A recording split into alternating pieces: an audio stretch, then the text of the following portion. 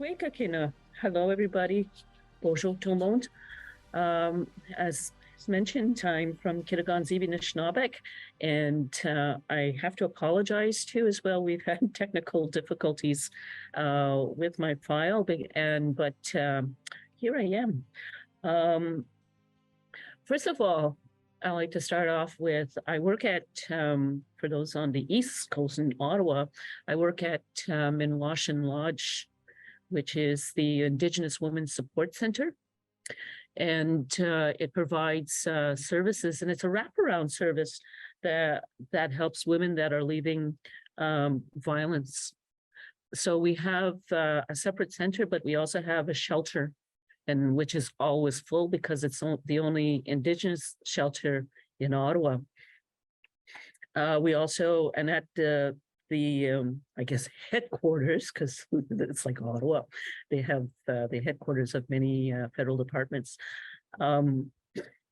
They provide programming and support in terms of, also there's counseling, in terms of like there's crisis counseling, there's art therapy for the children, there's a women's counselor, there's also too as well an addictions counselor. And then the other part is we have the Sacred Child program, which helps the women also who are dealing with also the child welfare, and also too as well if they're dealing with the court, if they have court cases. So it's like an intervener. The other part is also too as well, we're also connected to a doula program. And that's another area too as well. I think that's important. And then also too as well, we have also too as well the culture program, because again, too, one of the basics too as well, what we find in an urban center too as well is that people are searching for that connection back to culture.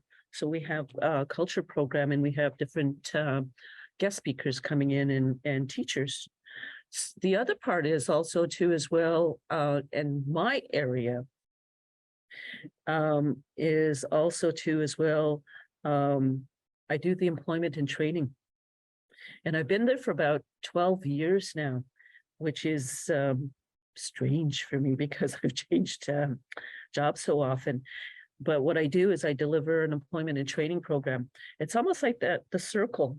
It is like the circle. Sometimes they come in crisis and then they get stabilized. Even we have also, like, for example, the housing assistance. And also too as well, I forgot to mention too, with the shelter, we have also too as well the street outreach.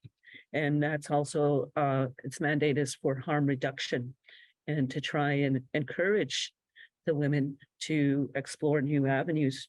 And so what I do is I deliver the employment and training. And a significant project that we deliver is the Courage to Soar. And so we partnered with the local college, Willis College, and the women get their office administration.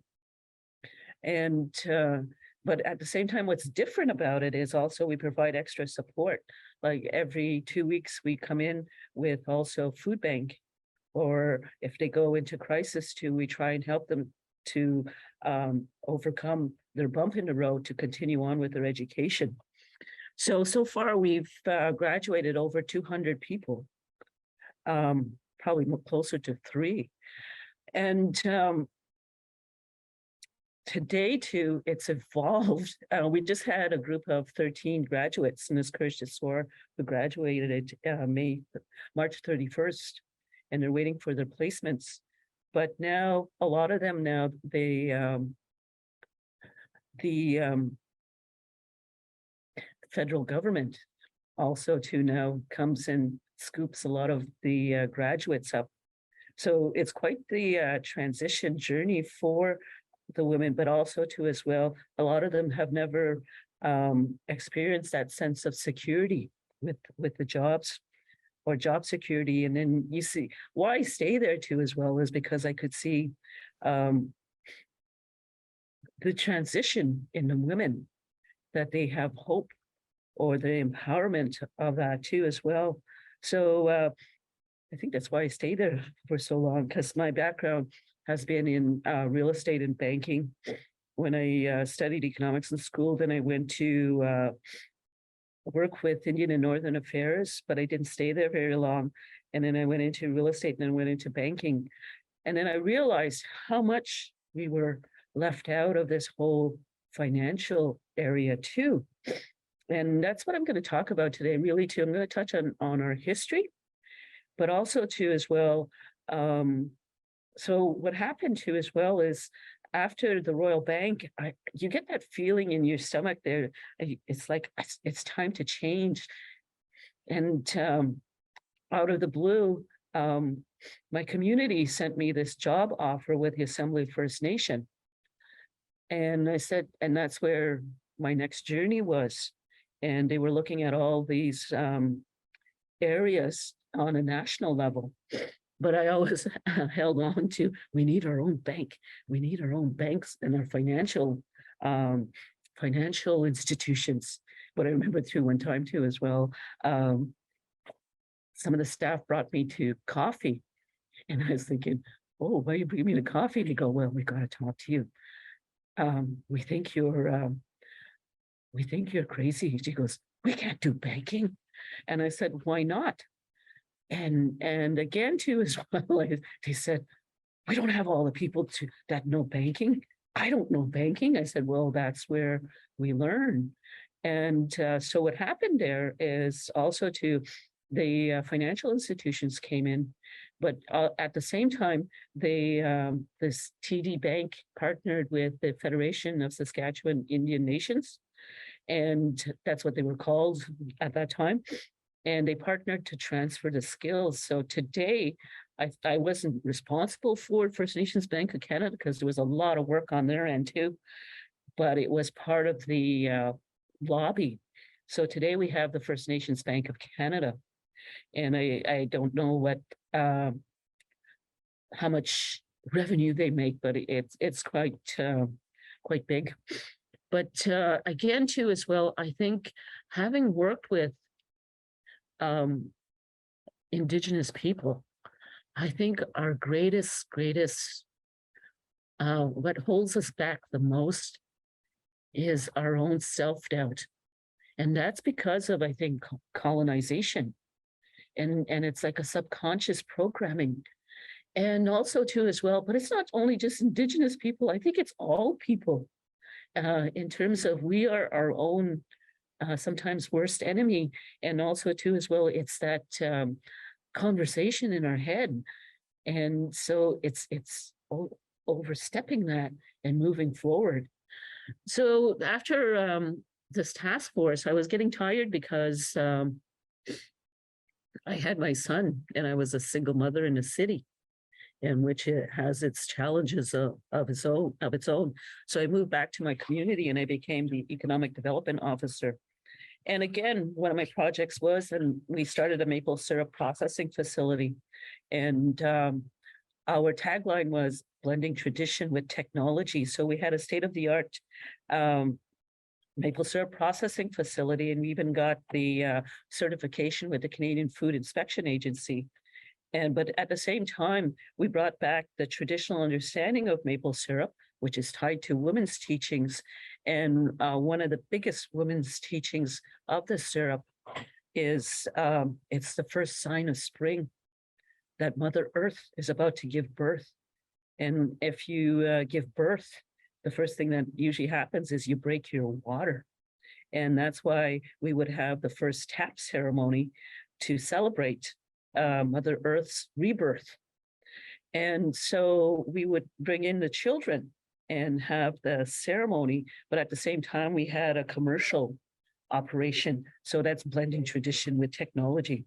Also, I got a cold too, so please forgive me. So again, too, as well, what happened there too is I got confronted in the band office, and they said that too, is like, it'll never work. I don't know why you're doing this. It'll never work. So we started with 10,000 taps, and today it's 18,000 taps. It's one of the largest maple processing facility in Quebec, and Quebec's the #1 producer of maple syrup. So then, and on I go, and then with the band office, I left and I worked at the different First Nations or Aboriginal or Indigenous organizations on a contract basis. So I worked at NAFA and the National Aboriginal Forestry Association, and I did the directory of businesses in the forest sector. And this brought me back to my teens because I did work in the bush. And so again too as well, looking back, it's been a long journey, and so I enjoyed that because again too as well, we're really connected to the land. And so what happened there is also to after NAFA, I started with this National Aboriginal Circle on Family Violence, which was looking at family violence. And that was the first time I stepped into like the social area. And then I was thinking about that, and I was thinking they were going to close the office at that time. And I said, but then I started doing the research and the numbers, and I said, geez, this is a big issue. It costs the economy a lot. In terms of, it's not only just the support with the shelters and the transition houses, but also the justice system, the court system. So we put that case forward, and the organization continued on, and that's where but I started to wonder. I said, why is there so many?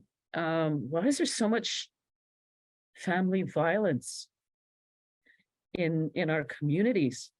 But then I thought about going back to when I worked at the Assembly of First Nation, AFN, the Royal Commission on Aboriginal People was going on.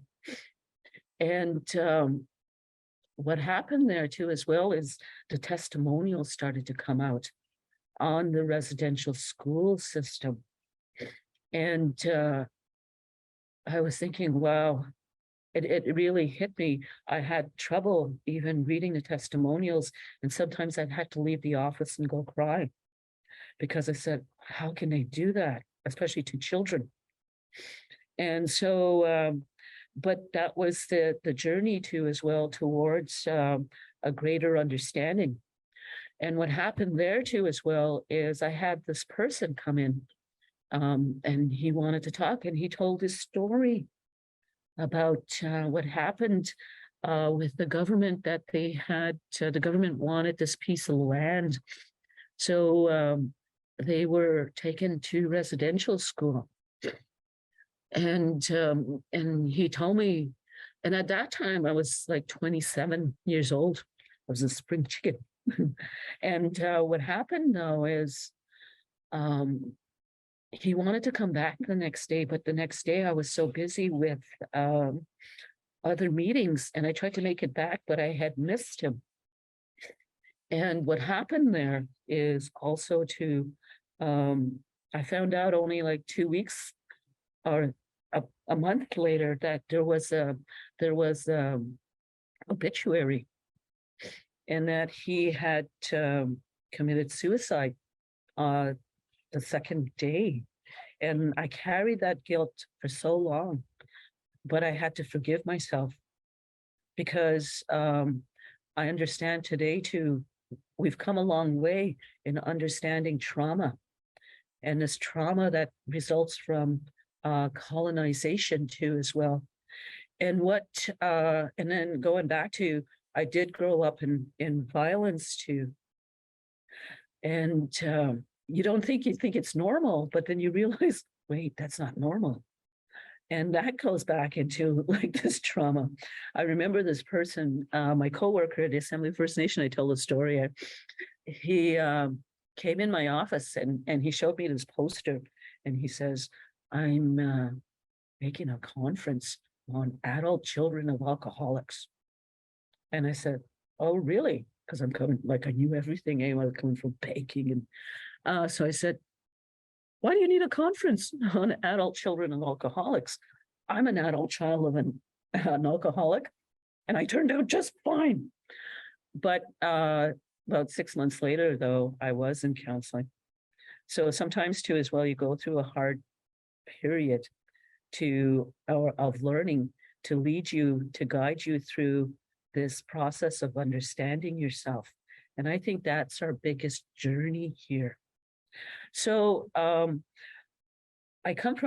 work in Ottawa, and our community is about 120 kilometers north of the nation's capital. But our trauma goes back even longer. The Algonquin were known, they met the explorers. Most notably for us, it was Samuel de Champlain in the 1600s. And we met him at Tadoussac, him and his ship crew. And we brought them medicine and food because they were hungry and sick. And we were a big ally, just like Minwashin is today. So anyway, what happened there too as well is that we soon became a nuisance because they saw all the resources that the Turtle Island had. And so then it started off in friendship, but then it eventually evolved into this conquering of the lands and all this, the scheming that was done. And that would take about a whole day of talking. So anyway, what happens there too as well is it led up to, for example, the creation of the reserves. Our reserve was started in 1853, but the Indian Act was created in 1867. And we came from Lake of Two Mountains, which is Oka today. And there's that story there too as well, why we left, because there was a Sulpician outpost, but they had the Algonquin, Iroquois, Haudenosaunee, and the Nipissing. They were camped. We all stayed there. I think it was also too as well for protection, but then the abuse started. So my ancestors left during the night, and then they paddled, because we're known for the birch bark canoe, and they paddled up to where Kittagon-Zibi is. And when they got to Kittagon-Zibi, they realized that they forgot their wampum belts, which I will talk about later too as well, because they're known as peace belts. So here we are. And then the unfolding of this colonialism, it wasn't just the residential school. It was also too as well the different legislation in the Indian Act that also was, it's led to like the oppression. And as a lot of you, they may know, and forgive me if I'm repeating myself too as well, but just a sec, I'm just gonna get my, at one time too as well, they had, as they were taking away the children, there was the pass system, meaning that you had to get a permit from the Indian agent to leave the reserve, and the Indian agent controlled too as well whether or not you came back on reserve. The other part is also too as well is that you had to enfranchise if you wanted to go to college or university. And there's also too as well the issue of also too, if you wanted to work and leave the reserve, because there was like probably 95% unemployment. It was at the discretion of the Indian agent. They say, well, he dangled that you can enfranchise if you want to go try and find work. And there's stories to that too as well. So it's all, and why did they do that too as well? So you had to be confined to the reserve system, and they would have like the Indian agent and the police or game warden also too as well patrol the reserve. And you were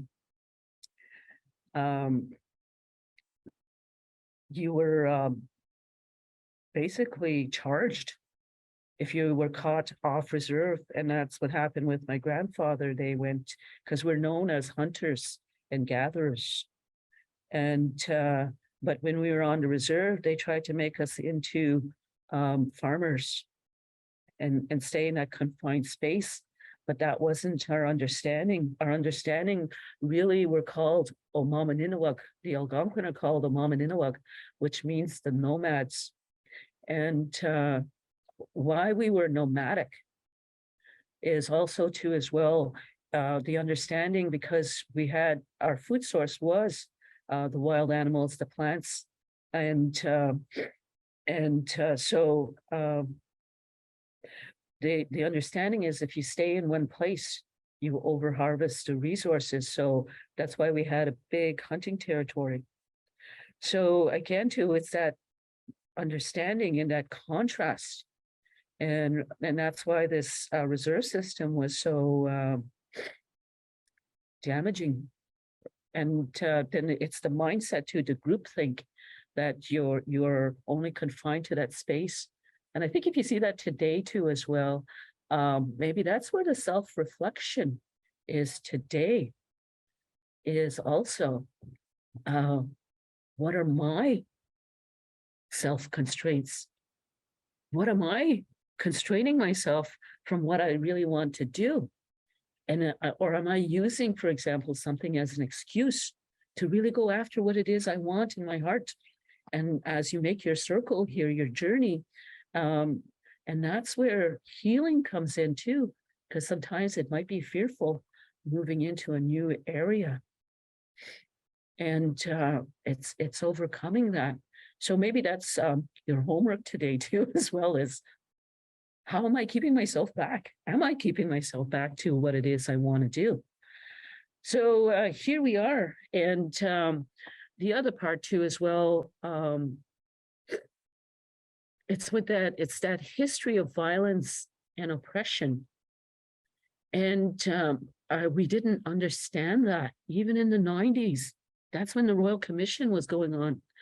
And what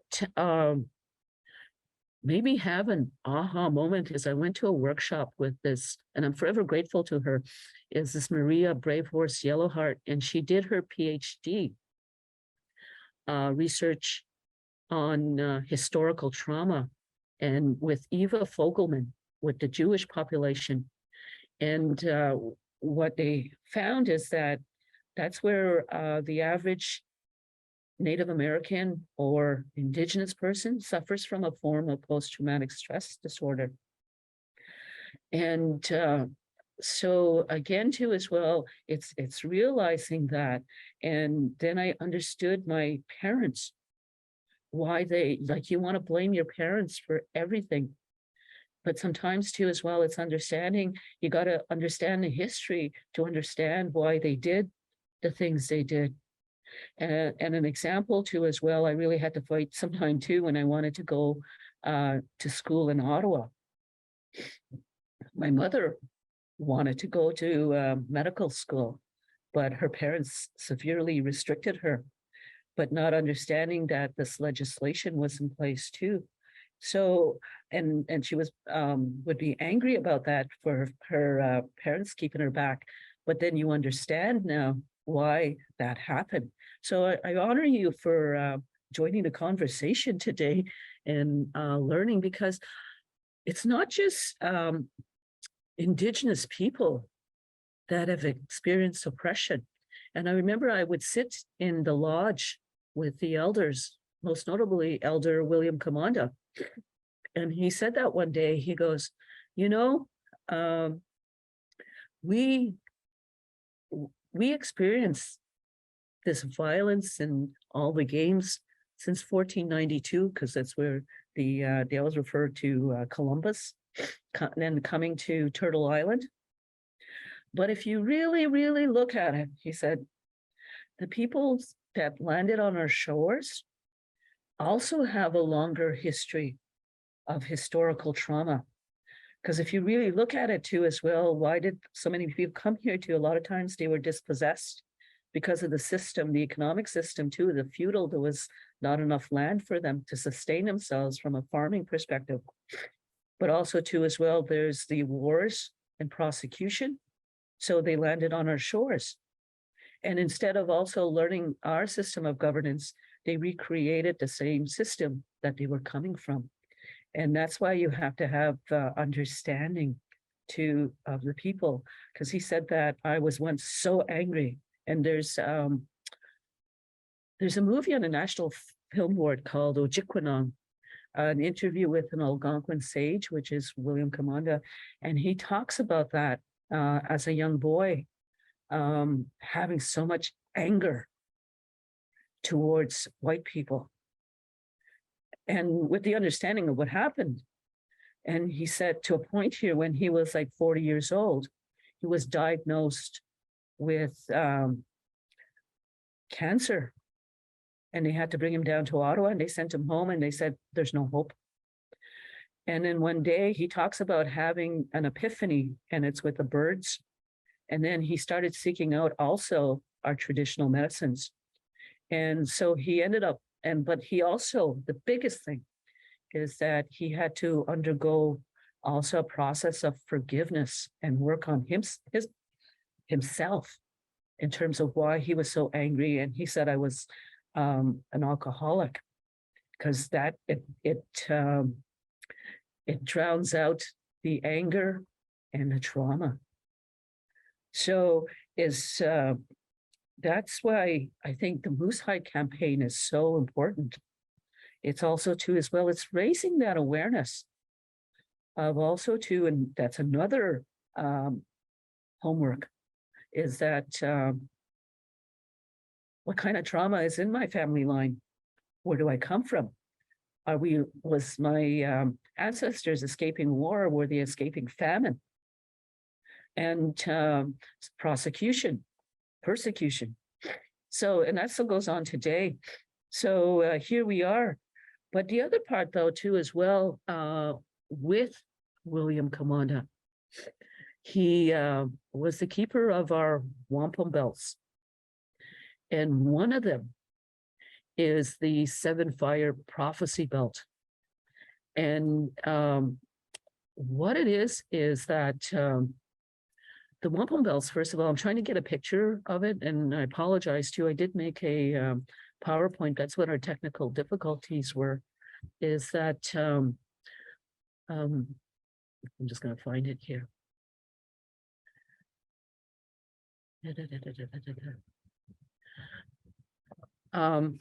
Here's the wampum belts. They're purple shell and white shells.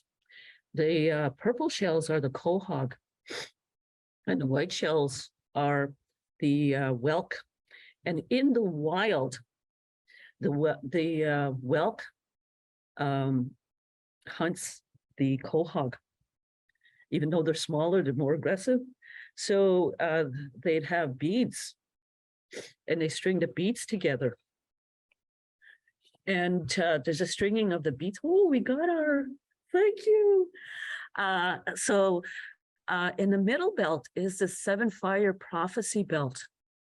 And you see the middle, and this was, they're not sure how old they are. They're probably more than 400 years old. And they were very sought after too. It's amazing that we still have the 3 original, because again, too, as well, the Indian agent would come and try and confiscate them. There was originally 7. But so the middle is the 7 Fire Prophecy Belt, foretelling the coming of the newcomers to Turtle Island. And the middle, you see the middle diamond, it represents that there's going to come a day we're at a crossroads, where through the system that was brought here, we're overdeveloping to the detriment of the 7 generations. That's why there's 7 diamonds. It also represents also too, as well, the 7 nations. And the 7 nations is not human nations. It's the animal nations, the bird nations, the insect nation, the plant nations, and so on. So, but I always find that too as well interesting, that it's the humans are in the center, because I think we're the most destructive. And I think too as well, and that's why I talk about when I first started with this National Aboriginal Circle Against Family Violence, I went to this meeting with the elders, and there was different elders. There was the Inuit elders, Métis elders, First Nation elders. And I always took this with me, especially the Inuit elders talking about, they said, as we're providing services and resources for the women and children escaping violence in the system, what are we doing for the men to heal them as abusers? Because if we start healing the men too as abusers, maybe, and the abusers to the givers of life, they call women the life givers, because we bring in the next generation. Maybe at the same time, this will also lead to the healing of our biggest life giver, which is Mother Earth.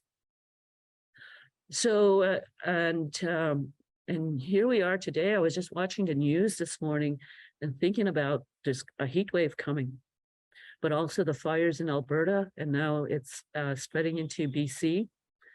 The other part is also too as well the animal extinction. The other one, okay, and before I move on to as well, the belt on the top represents also the French, the Anishinaabe or Algonquin, and the British, because we're the ones who met them. And the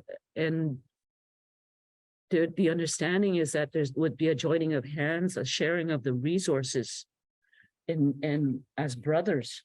But with colonization, that didn't happen. And I asked you as well, what does it mean with a cross? And he said, well, it was sanctioned by the Vatican. So I said, oh, but I said, what I read it as too as well is only maybe if we put the Catholicism in note, that's no disrespect, understanding too, because of what happened here, then there would be more of a sharing of the original intent of the belt. So the bottom one is a J Treaty belt. And what they talk about is also too as well that prior to contact, we had no borders. So they created this belt as a covenant to that we are to go freely over Turtle Island. So today they have the J Treaty for the United States. So a lot of First Nations have dual citizenship. And so again too as well, that's that understanding in order to have gatherings and ceremony. The bottom picture was William Commanda, and this is in the 80s, and he's talking about the 7 fire prophecy in this, and it was at the United Nations, and it's called the Cry of the Earth. And even back then, he was saying we need to start understanding what we're doing again too as well. So I'm going to check too what's next after the other one too as well is also to the biggest contrast in understanding with contact was the understanding of women, that it was very strange for the tribes, for the woman to take the man's name because and the children take the husband's name because it signified ownership. And because he had ownership, he had a right to beat them or violence. And which was very strange to a lot of the tribes, because if you look at the circle and maybe just go back up to the medicine wheel, I'll just go up. It's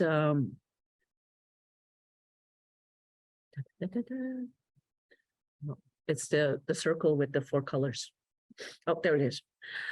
So this is a medicine wheel, and it represents the 4 seasons. And it represents the 4 directions. You have the north, the east, the south, the west. Cold in the north, warm in the south. The sun comes up in the east, goes down in the west. It also represents your earth journey here, that you take your first breath where you see the line between, you come from spirit. And our understanding is you come from spirit and you take your earth walk here for whatever it is you're meant to learn here. That's your journey. And you take your first breath at this line, and start your earth journey as a toddler, infant, toddler, and then the adolescence into adulthood. And we used to have ceremonies for each transition, which again were outlawed. So in addition, you become an adult, a young adult, a full adult, and an older adult. And it's funny too, as you approach the north, the white part, I said, your hair starts to get white in preparation to also return back to spirit, back to your ancestors or your beliefs in the creator God. And so our biggest understanding with this too is that you honor everybody's journey here. Sometimes you don't understand why they do the things they do, but also too as well, it's honoring the journey. And it also represents too as well, having balance. The center represents balance. So it's the emotional, physical, spiritual, and mental. And we always seek balance in that. And sometimes we may need learning to attain that balance. Like, for example, I'm not feeling well. Do I need physical exercise? Do I need to change my diet? The spiritual, this is always forgotten in today's world, is the spiritual part, that we come from ancestors and our ancestors love you. And then the mental, well, there's schools for that, but one of our understandings too as well is that you coming from knowledge is powerful, but also not coming from knowledge is also powerful, because that's your intuition and your creativity. So again too as well, and sometimes too when you feel that you're out of balance, that's where the self-reflection comes in, especially too as well. Sometimes people cross your path for a reason, and it means that it's your you hate them, but also too is you're angry at them. But they sometimes too as well, your tyrants are your teachers, because they move you on to your next learning. So here we are. And sometimes too as well, and I was looking at that, I was thinking about that too as well, because I lost a job and I was so saddened and angry at this person. But I'm looking back today and I said, if she didn't come in and do this, I wouldn't have learned all this knowledge today and be where I am. So sometimes too, it's recognizing that, because that's also understanding violence. Because then if you hurt that person, it never ends. So the other part too as well is we had a circle this morning to start the fast. And again, one of the teachings in the circle is everybody belongs in the circle, whether your gifts and your shortcomings, your language. The biggest teaching with this is, regardless of your history, your language, your beliefs, what binds us together is that we're all connected to, we all share this earth, because the colors represent the white people, the yellow people, the Anishinaabe or Native people, and the Black people. And that's where it's that reminder that we all share this earth and we need to all be caretakers. So that's in a nutshell. Next, please. I'll see what else is on. So I was going to start with the moose. Oh yeah, really too as well.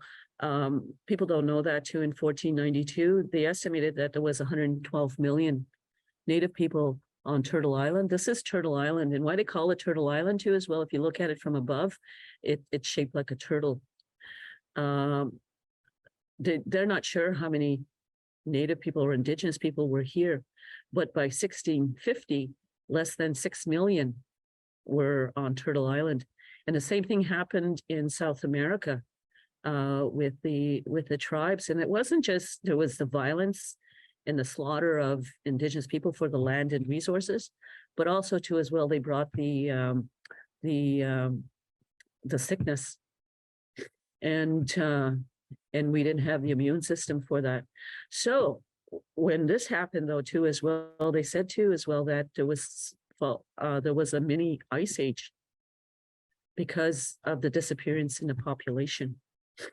but there was other things going on around the globe too that led to that. And I forget which author talks about that. Even in 1940, it was so cold that she'd have trouble writing. But again, too, we're coming out of that tail end of that sort of mini ice age, but now we're going into climate change. So sometimes too, as well, we're not in control sometimes, but in a way we are today. And that's why my talk is, as we're healing the life givers, maybe we need to, how can we heal also too, as well? The biggest life giver is the earth. Next, please. Because why I say that is, first of all, one of our understandings is that women are keepers of the waters, men are keepers of the fire. That's the Algonquin understanding. Why? Because when you give birth, you bring in the next generation, and men provide the spark of life. And that doesn't mean it's one or the other two as well. It's honoring everybody in between, everybody's journey here. So that's where, and then there's water teachings. And then there's fire teachings. And an example this morning, I was talking about how important it was to raise the awareness of this violence. Because I woke up this morning, and at Minwashin Lodge too, we do a lot of outreach with the police, and they come in often. And I was wondering why they were calling. And then I opened the news, and there was 3 policemen shot just outside of Ottawa.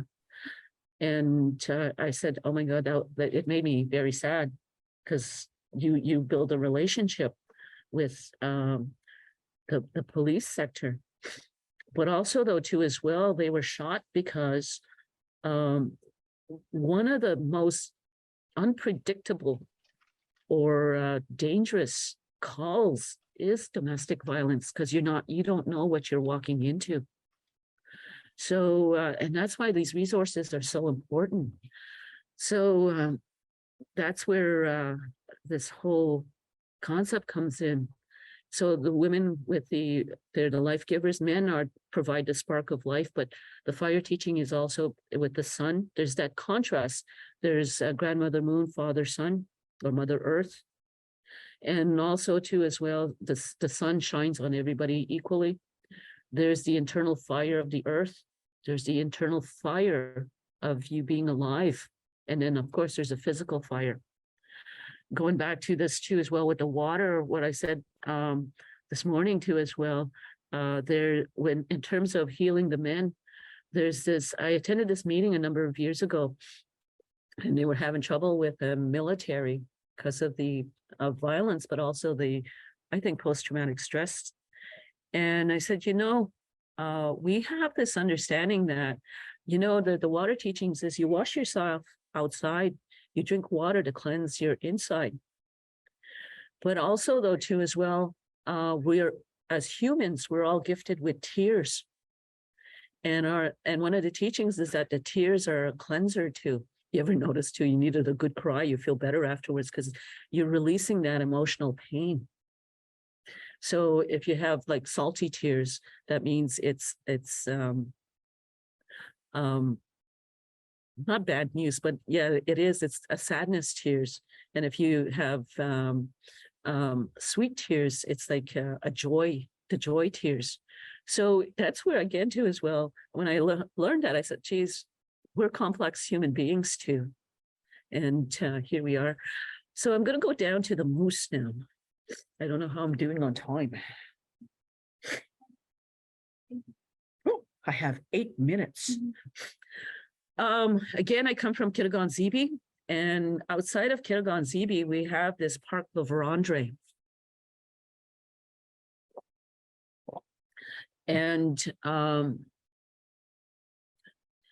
about 3 years ago, the Algonquin Nation lobbied to have a moratorium on the annual moose hunt, because we're very fortunate too, as well. We still have some communities that live basically on the land, but they see the decline in the moose population. And what happens too, as well, is they said the moose used to wander around in groups, you used to see so many moose, but in the 1960s, 1950s, the government of Quebec started this, turned the La Vérendrye Park into like the outfitters. So then they started seeing the decline in the moose. So the other part too, as well, for us too, and you know that hunting is very sacred, and there's a long process too. People don't know in terms of hunting that it starts before you hunt, that you would do ceremony and see if there's a dream that would come to you that the moose would give up its life so that you could sustain yourself. So, and then when you kill the moose, you're very respectful. So that's why they would use everything as much as possible for the moose to honor it so that you don't waste. So, so you'd use the bones for tools and the moose hide. And that's why we're here today, is the Moosehide Campaign. That's why that's that connection. As we're healing the men with violence, maybe we'll heal also our other nations. So, but now we're successful in having a year moratorium.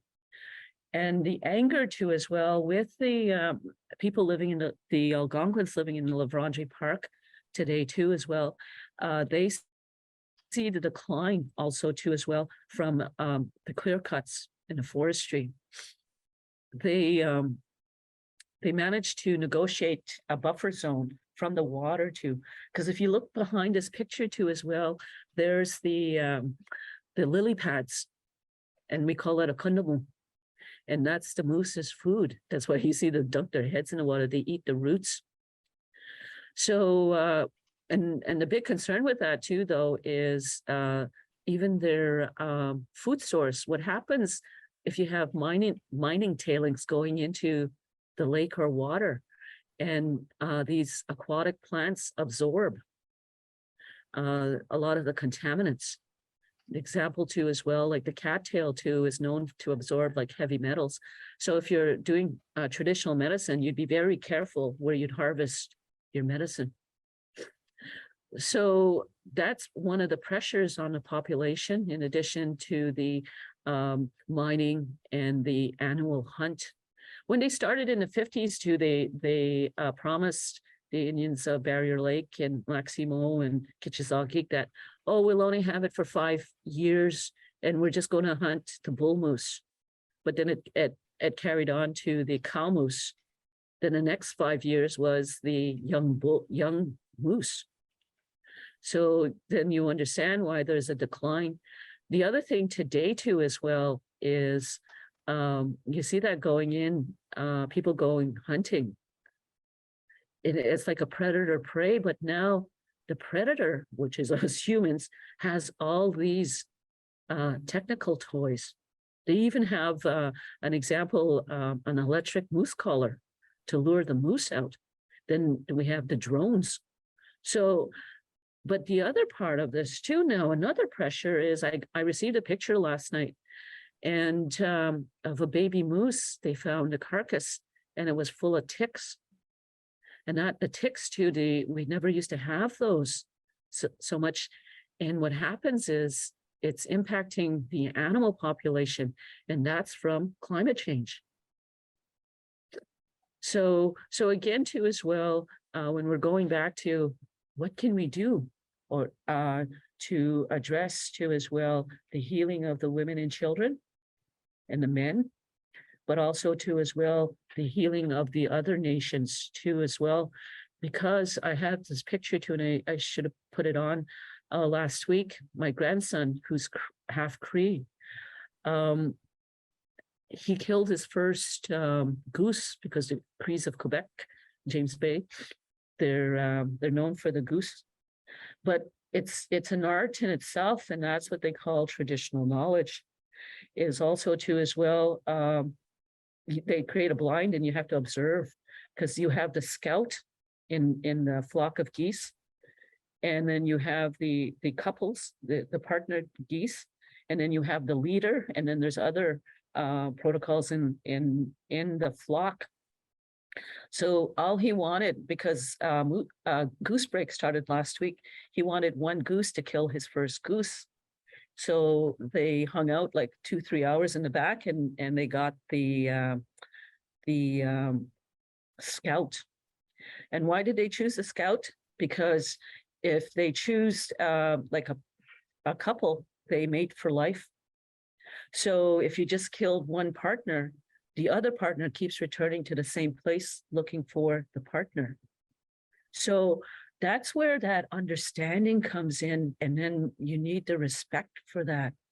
And what they did too as well, there's also a ceremony or protocol when preparing the goose, and with the so to honor the goose again for giving up its life. So it's all that understanding now that needs to come out, because that's part of the 7 fire prophecy about teaching. There's going to be a time where we're in where there's going to be a seeking of knowledge, because we're going into different times, and we need to also preserve or understand. And how you preserve is understanding the preservation of other species where you have mass species extinction. So here we are, and I'm going to close with a little story. I like telling stories. About 12 years ago, I would go in the lodge with the elders, usually on the weekend. And first of all, it started during the week. I was at this job, and I wasn't. It wasn't good, and again, you self-doubt yourself. Hey, I said, I really need to leave this job because it's not good. And my friend would always say, make a decision, or one will be made for you, and you might not like it. So what happened is I was insistent on this issue, so they fired me. And again, too, as well, that's facing your fears. And what happened is I go home on a res, and my mother would keep my cat. So I sat on my couch, and it was quiet in the house. And I said, oh, a new life experience. I got fired. So anyway, and when that happened, I hear tuck and something rolling. And I looked down, and it was this little moose bone. It has a little hole in it. And I said, where did that come from? So my mother comes in, and I said, is this your button? She goes, no, I've never seen it before. So I wrapped it up in a little bag, and I put it in my purse. And what happened then is I go into the lodge on Saturday. It's like 2 days later. And they were talking about the moose, and it was this other men, and they were complaining about the quota system. And at the end, I sort of got not upset, but just saying like, yeah, you're all focused on this quota, but what about the well-being of the moose? Who speaks for the moose? In terms of understanding, we need to also go back and relearn because it's not our fault too that was, they tried to erase all that knowledge. And I said, but the moose population's in decline. And when I said that, all of a sudden in the lodge, I hear again, tuck, and a rolling, and I look down, and it's this other button. And so I pick it up, and I go, did it fall out of my purse? I said, but I don't have my purse. It's in the car. So I pick it up, and then I go outside and check for the other button, and the other button was in my purse. So I got a new one. And I said, so I have two, and I made them into earrings. And that's why I put them on, because I said, I'm at the Moosehide Campaign. And I said, who speaks for the moose? And my uncle came to me, and he says, you know, you're meant to get 7 buttons. I said, 7? That means I have to do more work. And he goes, well, it's going to come to you whenever. And I said, 7 buttons. But what happened is when I went to the powwow, I had my traditional dress, and I just realized I have 5 moose bone buttons on my traditional dress. I said, so I do have 7. So what it is we all get signs. But sometimes too, we get so busy in our own heads that we miss the signs. And it's understanding that too as well. And sometimes too as well, things happen for a reason. And we need to evolve into this peace and understanding.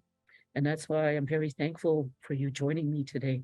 And I hope I didn't bore you too much, but